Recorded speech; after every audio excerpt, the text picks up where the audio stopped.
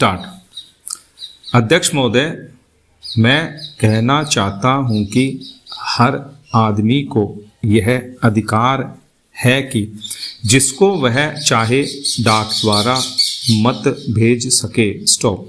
ऐसा तो नहीं है कि सभी मत किसी एक अधिकारी के सामने ही इकट्ठा करके भेजे जाते हैं। स्टॉप। जहाँ तक इस बिल का संबंध है वह ठीक है, वह प्रारंभ में ही आना चाहिए था और मैं इसका समर्थन करता हूँ। स्टॉप।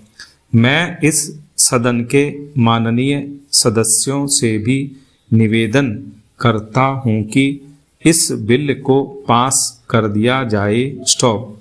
खेती में उन्नति न होने का कारण क्या है? स्टॉप। उसका एक कारण यह है कि खेती से संबंधित जितने विभाग हैं उनमें आपस में समन्वय नहीं है। स्टॉप। खेती के लिए अच्छी खाद की आवश्यकता है, पानी की आवश्यकता है, औजारों की आवश्यकता है और धन की आवश्यकता है। स्टॉप। इन सारी चीज़ों के लिए अलग अलग विभाग हैं। मालूम ऐसा पड़ता है कि उनका आपस में कोई संबंध नहीं है। स्टॉप। वे आपस में मिलकर कोई योजना नहीं बनाते जिससे खेती की आवश्यकताएं पूरी होती। स्टॉप। इसलिए जब तक उनमें आपस में तालमेल नहीं होगा तब तक खेती की उन्नति नहीं हो सकती है। दूसरा कारण यह है कि योजना की बिल्कुल कमी है।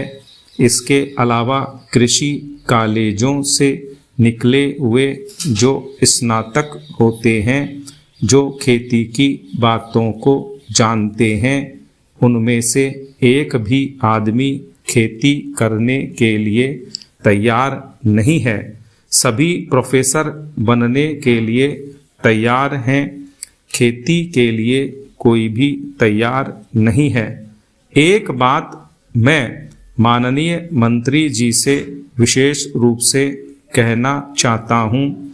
अधिक उपज न होने का एक कारण यह है कि जो खेत में काम करते हैं वे उसके मालिक नहीं हैं। खेत किसी और का है और काम कोई और कर रहा है। इसलिए मेरा कहना यह है कि किसानों में जब तक यह भावना पैदा नहीं होगी कि यह मेरी भूमि है तब तक अधिक उपज नहीं हो सकती है। इसके लिए आप जब तक भूमि सुधार नहीं करेंगे तब तक कोई बात बनने वाली नहीं है। दुर्भाग्य से इस देश में खेती करने वाले बहुत कम लोग ही भूमि के स्वामी हैं। खेती की उन्नति के मूल आधार हैं पानी, खाद, बीज, धन, उपज का उचित दाम और भूमि सुधार। स्टॉप। इन सब की ओर कृषि मंत्रालय का ध्यान नहीं है। स्टॉप। सरकार को प्रत्येक खेत को पानी और हर आदमी को काम देना सुनिश्चित करना चाहिए। स्टॉप।